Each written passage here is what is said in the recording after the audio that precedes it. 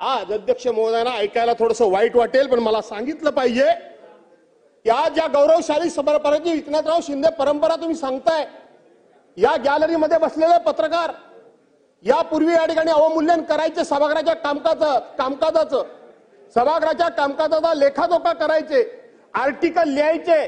आज ती आर्टिकल सगळी बंद झालेली आहेत. पण काल एक दैनिक पुढारी सारख्या एका वर्तमानपत्रानं खूप मोठं भुजबळ साहेब धाडस दाखवलं. त्यांनी सांगितलं विधान भवनातील गर्दीचा खराखुरा बाजार. काय लिहिलंय त्याच्यामध्ये? बाजार असा मांडला गेलाय की या ठिकाणी सभागृहामध्ये येण्याकरता म्हणून पास बंद केले गेले, परंतु ऑनलाईन जीपे करून 10,000 रुपये भरून या ठिकाणी विधानसभा भवनामध्ये येण्याचे पास 10,000 रुपयामध्ये मिळतात. अशा प्रकारचं नावानिशी आणि त्याने त्या जीपेचा उल्लेख करून या ठिकाणी उल्लेख केलेला आहे. हे उल्लेख केलेला आहे. अध्यक्ष महोदय, दुसरं काय सांगितलंय? 1 मिनिटाचा विधायक आणि बिनमहत्वाचा हास्य. हे कायदे मंडळ आहे, विधान मंडळ आहे, इथं कायदे केले जातात. कायद्याकरता किती वेळ दिला जातो या संदर्भामध्ये भाष्य केलंय. नव्या वादाचा नवा अंक म्हणून त्यांनी आर्टिकल लिहिलेलं आहे. अध्यक्ष महोदय, हे अण्णा हे सभागृहाच्या इभ्रतीला शोभणारं नाहीये. मी जबाबदारीने या ठिकाणी सांगतो. काल अध्यक्षांच्या एका कर्मचाऱ्याच्या ऑफिसमध्ये सत्ताधारी पक्षाचे लोक गेले आणि सत्ताधारी पक्षाच्या आमदारांनी विचारलं तिथल्या अधिकाऱ्यांना की लक्षवेधी लावण्याकरता तुम्हाला किती पैसे पाहिजेत ते सांगा आणि माझी लक्षवेधी लावा. हे आज सभागृहामध्ये घडलंय अध्यक्ष महोदय, या विधान भवनात घडलंय. हे या विधान भवनात घडलंय अध्यक्ष महोदय, हे विधान भवनात घडलंय अध्यक्ष महोदय. मी या ठिकाणी तुम्हाला वर्तमानपत्राचं नावानिशी लिहिणाऱ्या लेखकाविषयी या ठिकाणी संपूर्णपणे द्यायला तयार आहे. हे संपूर्णपणे मी द्यायला तयार आहे अध्यक्ष महोदय. सन्माननीय भास्करराव जाधव साहेबांना सगळं बोलण्याचा अधिकार आहे, परंतु मुख्यमंत्री बोलतात, उपमुख्यमंत्री बोलतात. जनतेने एवढ्या प्रचंड संख्येने आपल्या सगळ्यांना निवडून दिलंय आणि ह्या सभागृहामध्ये आपण अध्यक्ष असताना अशा पद्धतीनं हे जे काही बोलणं हे कितपत रेकॉर्ड योग्य आहे? अध्यक्ष महोदय, रेकॉर्डवरून काढलं पाहिजे. त्यांचं काही म्हणणं असेल त्यांनी विधानसभा अध्यक्षांना भेटावं. त्यांनी सभागृहाचे नेते देवेंद्र फडणवीस साहेबांना भेटावं. त्यांनी यांना भेटून सांगावं ना. काही असेल तर अध्यक्ष महोदय, आम्ही सरकार चालवतो, आम्ही काय असल्या गोष्टीला पाठीशी घालण्याकरता इथं बसलो नाही. लोकांनी पण त्याच्याकरता आम्हाला निवडून दिलेलं नाही. परंतु आम्ही सभागृहात असताना हे जे काही त्यांनी सांगितलेलं आहे हे अशा पद्धतीने जर बोलायला लागले आणि त्याच्यामध्ये तथ्य आहे का नाही, त्याची चौकशी केली का नाही, त्याचे पुरावे आहे का नाही, जर कोणी दोषी असेल तर त्याला तिथल्या तिथं आपण काढून टाकू कामावर, त्याच्यावर ऍक्शन घेऊ, FIR दाखल करू. परंतु ह्या पद्धतीनं भास्करराव, तुम्ही पण इतके सिनियर, तुम्ही कॅबिनेट मंत्री होता, तुम्ही एका पक्षाचे अध्यक्ष होता, तुम्ही देखील एका गरिबीतनं कसं पुढे आला याचं तुम्ही इथं उदाहरण दिलेलं आहे. असं असताना काहीतरी ह्या सभागृहाचा डेकोरम पाडला पाहिजे ना आपण. नाही पण अध्यक्ष महोदय, तुम्ही आता त्याच्यात आणि अध्यक्ष महोदय या संदर्भामध्ये आपण पण या गोष्टीची नोंद घेतली पाहिजे आणि अशा पद्धतीनं या महाराष्ट्रामध्ये देशामध्ये या आपल्या कामकाजामध्ये सभागृहाची अशा प्रकारची बदनामी होऊन देणं हे कदापि आम्ही सदस्य सहन करणार नाही. हे थांबलं गेलं पाहिजे. नाही, 1 मिनिट भास्करराव 1 मिनिट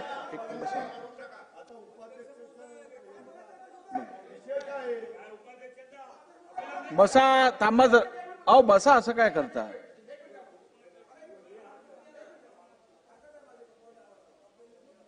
अध्यक्ष महोदय, बोलण्याच्या ओघामध्ये आपण काय बोलतो हे विसरतात. मी सर्वप्रथम तुमचं अभिनंदन करतो की आतापर्यंतच्या इतिहासामध्ये सगळ्यात जास्त लक्षवेधी आपल्या काळामध्ये आल्या. अध्यक्ष महोदय, लक्षवेधीच्या विषयामध्ये माननीय जयंतराव पण बोलले, माननीय विजूभाऊ पण बोलले की लक्षवेधी जास्त होतात वगैरे. तर अध्यक्ष महोदय, आम्ही तुमच्याकडे येतो ना आमदार म्हणून, तुम्हाला प्रेशर करतो आम्ही आमची लक्षवेधी घ्या म्हणून, आम्हीच बोलतो ना. आणि या निमित्तानं आमच्या प्रश्नाला न्याय मिळतो. अध्यक्ष महोदय, जनता समाधानी आहे, आमदार समाधानी आहेत, हे बरोबर आहे. दुसरा विषय, माझ्या हरकत ह्याच्यावर विषय आहे. मगाशी बोलता बोलता ऐका अध्यक्ष महोदय, मला बोलू द्या. अध्यक्ष महोदय, बोलता बोलता भास्करराव ठीक आहे, साहेब काय पुढे म्हणले जाऊया. की पाशी बहुमत. अध्यक्ष महोदय, जनतेचा अवमान आहे पाशी बहुमत म्हणणं म्हणजे. हा कुठला शब्द आला? पाशी बहुमत कसा असू शकतो अध्यक्ष महोदय? तो शब्द बाजूला काढून टाका, तो शब्द काढा बाजूला, तो शब्द काढा. पाशी ठीक बहुमत आहे, शब्द बाजूला मी काढा. तपासून निर्णय घेईन. बोला. आपल्याला विनंती आहे, भास्करराव या सभागृहाचे वरिष्ठ सदस्य आहेत, नियमावली त्यांना माहित आहे, नियम माहिती आहेत. आपण कुठल्या विषयावर बोलतोय तेही त्यांना माहिती आहे. हा विषय त्याच्याशी संबंधित नाहीये. विरोधी पक्षांच्या नेत्याच्या संदर्भात त्यांनी जे सुरू केलं तेही आम्ही ऐकून घेतलं, कारण वरिष्ठ सदस्य आहेत, एक भावना व्यक्त करतायत या सभागृहामध्ये, जी परंपरा आहे त्याच्या संदर्भात सांगतायत. पण अशा पद्धतीने भास्करराव आपल्याकडे अपेक्षित नाहीये की आपण या सभागृहात अशा पद्धतीने बोलणार. अध्यक्षमध्ये मी मर्यादेमध्ये बोलतोय. मी अध्यक्षमध्ये तालिका अध्यक्ष म्हणून जेव्हा त्या सीटवर बसतो ना, तेव्हा मी चिठ्ठी पाहिल्या आहेत की जे या विधानसभामध्ये लक्षवेधीवर अध्यक्षांवर बोट करून दाखवून बोलतात की हे लक्षवेधी एवढ्या प्रमाणात लागतात, त्यांच्या चिठ्ठ्या मी वाचल्या आहेत. लक्षवेधी घ्या म्हणून त्यांच्या चिठ्ठ्या, नाव घेत नाही मी. म्हणून अध्यक्ष महोदय सांगतोय की ते एका बाजूला इकडे असे बोलायचे आणि दुसऱ्या बाजूला चिठ्ठ्या पाठवायचे की आमच्या लक्षवेधी घ्या. आणि म्हणून अध्यक्ष महोदय माझी विनंती आहे, आपण तातडीने तपासून वगैरे नको. सन्मान्य सभागृहाला आणि सदस्यांना ही विनंती आहे की आज आपण इकडे अभिनंदनाचा प्रस्तावावर चर्चा घेत आहोत. आपल्याकडे नवनिर्वाचित असे आपले उपाध्यक्ष आपण इकडे विराजमान केले आहेत. तर या प्रथेला गालबोट लागेल असं आपण कोणी वर्तणूक करू नये. सन्मान्य भास्करराव जाधव साहेबांनी आता जे आपल्या भाषणात ज्या गोष्टींचा उल्लेख केला त्याची मी दखल घेतलेली आहे. परंतु मला पूर्ण बोलू दे, मला संपू दे. परंतु माझ्या अपेक्षा या भास्करराव जाधव साहेबांकडनं या फार वेगळ्या आणि मोठ्या आहेत. या सभागृहाचे ते ज्येष्ठ सदस्य आहेत, एका राजकीय पक्षाचे ज्येष्ठ नेते आहेत. त्यांच्या उल्लेखनीय कामगिरीला बघून त्यांचं नाव विरोधी पक्ष नेता करावं म्हणून माझ्याकडे प्रस्तावित केलं गेलं आहे. त्यामुळे अशा व्यक्तीकडनं सभागृहात ज्या वेळेला कामकाजात किंवा विधिमंडळात होणाऱ्या एखाद्या बाबीबद्दल आक्षेपार्ह काही असेल तर सरासर आपल्याकडे अशी परंपरा प्रथा आहे की संबंधित सदस्य सभागृहात नव्हे तर आपल्या अध्यक्षांच्या दालनात येतो, अध्यक्षांना त्याबद्दल अवगत करतो. ही आपल्याकडे प्रथा आहे आणि आपल्याकडनं या प्रथेचं पालन व्हावं अशी माझी प्रामाणिक इच्छा आहे. अध्यक्ष महोदय, सुरुवातीलाच मी आपल्याला पुन्हा एकदा निदर्शन आणून देऊ इच्छितो. मी आपल्यावर कुठलाही जर आरोप केला असेल तर तुम्ही तपासण्याच्या ऐवजी मी सांगतो माझं विधान कामकाजातून काढून टाका. पहिली गोष्ट, मी काय म्हणालो ते सन्मान्य अजितदादांनी सुद्धा पूर्ण ऐकून घेतलं नाही. मी हे ज्या वर्तमानपत्राचा दाखला दिला त्याचं नाव सांगितलं, त्याचा ऐकून घ्या ना. असं कसं मला क्लॅरिफिकेशन दिलं पाहिजे ना, असं कसं म्हणता तुम्ही? आणि म्हणून मी दिलं आणि म्हणून मी उपाध्यक्षांना हे सांगितलं. चला आता त्यांना अभिनंदनावर बोलू दे. काय बोला. अध्यक्ष महोदय, एक मिनिट. अध्यक्ष महोदय, सभागृहामध्ये उपाध्यक्षाची निवड झाली आहे. त्यांच्या अभिनंदनाच्या प्रस्तावावर भाष्य लोक करतायत. त्यातून एखाद्या वृत्तपत्रामध्ये या सभागृहाच्या कामकाजाविषयी काय छापून आलंय त्याचा उल्लेख करून संपूर्ण सभागृहाच्या आपल्या सर्व आमदारांच्या कार्यक्षमतेवर, कार्यपद्धतीवर, त्यांच्या इंटेन्शनवर शंका उपस्थित करण्याचा हा अत्यंत निंदनीय प्रयत्न आहे. अध्यक्ष महोदय, अध्यक्ष महोदय, अध्यक्ष महोदय, मी तुम्हाला सांगतो, जर का ऐकून घ्या, एखाद्या वृत्तपत्रात असं काही आलं तर त्या वृत्तपत्राच्या विरुद्ध हक्कभंग आणण्याची भाषा केली गेली पाहिजे. ती भाषा केली जात नाही इकडे.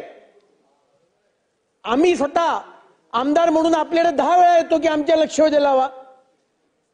आपण त्या लक्षवेधी लावतात. सर्व आमदार येतात, मंत्री येतात, उत्तरे दिली जातात, या ठिकाणी कर्मचारी काम करतात आणि अध्यक्ष महोदय त्यामुळे हे वड्याचं तेल वांग्यावर काढण्याचा प्रयत्न आहे. ठीक आहे. ती बाजूची खुर्ची मिळत नाहीये म्हणून तुम्ही अक्षय चला, भास्करराव बोला. आणि हे काढून टाका. आणि म्हणून अध्यक्ष महोदय आता आपण माझा भारताचा सन्मान्य मुद्दा होता. उपाध्यक्ष अण्णा बनसोडे साहेबांच्या विषयी बोलावं. अण्णा बनसोडेंना मिळालेल्या उपाध्यक्ष पदाच्या अधिकारावरच मी बोलतोय अध्यक्ष महोदय. आणि म्हणून अध्यक्ष महोदय अण्णा बनसोडेंकडनं माझी अपेक्षा आहे अध्यक्ष महोदय की या सभागृहाचा डेकोरम सांभाळण्याची अपेक्षा आम्ही तुमच्याकडून करतो. अण्णा बनसोडे तुम्हाला मी सांगतो अध्यक्ष महोदय या सभागृहामध्ये उपाध्यक्ष म्हणून तुम्ही सर्वांना समान न्याय द्यावा अशा प्रकारची अपेक्षा आम्ही करतो. या सभागृहाचे उपाध्यक्ष म्हणून तुम्ही डाव्या उजव्या बाजूला दोन्ही बाजूला समान बघावं अशी आम्ही अपेक्षा करतो. या सभागृहामध्ये आपलं संसदीय कामकाज कसं चालावं याची मार्गदर्शिका आहे. त्या मार्गदर्शिकेप्रमाणे आपण कामकाज करावं अशा आपल्याकडून अपेक्षा व्यक्त करतो. हे करत असताना अध्यक्ष महोदय ज्या ज्या वेळेला तुम्हाला बसण्याची संधी देतील किंबहुना अध्यक्ष महोदयांना मी विनंती करतो अध्यक्ष महोदय की मागच्या वेळेला या ठिकाणी सन्मान्य उपाध्यक्ष म्हणून नरहरी झिरवळ साहेब बसलेले असायचे परंतु जास्तीत जास्त संधी ही तालिका सभापतींना कळत नकळतपणे दिली गेली असेल. मला असं वाटतं की यावेळेला आपण नसाल आणि त्यावेळेला उपाध्यक्षांना सुद्धा आपण जास्तीत जास्त संधी द्यावी. अध्यक्षांनी घेतलेल्या निर्णयांवरती सभागृहात चर्चा करणं किती योग्य आहे हे मला वाटतं मी भास्कररावांना समजवायची गरज नाही.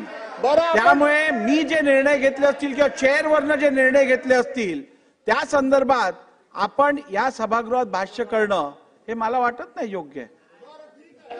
आपण देऊ नये. अध्यक्ष महोदय आपलं अभिनंदन मी एवढ्या करता करतो की मागच्या वेळेला सरकारनं विजय औटींच्या वेळेला जवळजवळ 4 वर्षांनी 8-9 महिने ही खुर्ची रिकामी ठेवली. आपण ही खुर्ची लवकर भरली त्याबद्दल मी आपल्याला धन्यवाद देतो, आपलं अभिनंदन करतो. आणि म्हणून अध्यक्ष महोदय अण्णा बनसोडे आणि मी आमदार म्हणून एकत्र काम केलेलं आहे, राजकीय दृष्ट्या सुद्धा आम्ही एकत्र काम केलेलं आहे.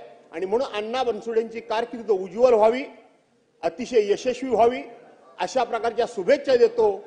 आणि पलीकडून राजकीय टिप्पाटिप्पणी झाली म्हणून मला थोडी संधी द्या म्हणून आपल्याला सांगितलं, आपण तीही दिलीत उदार अंतःकरणानं, त्याबद्दल आपलेही धन्यवाद या ठिकाणी व्यक्त करून या ठिकाणी अण्णा बनसोडेंचं पुन्हा एकदा शुभेच्छा देतो. आणि सभागृहातली सहनशीलता किती संपलेली आहे, विरोधी पक्षाचा विचार ऐकून घेण्याची सुद्धा क्षमता यांच्यामध्ये नाही, याचं प्रदर्शन संपूर्ण महाराष्ट्राला आपण घडवून दिलं. त्याबद्दल आपल्या सर्वांना धन्यवाद देतो आणि आपल्या सर्वांची रजा घेतो.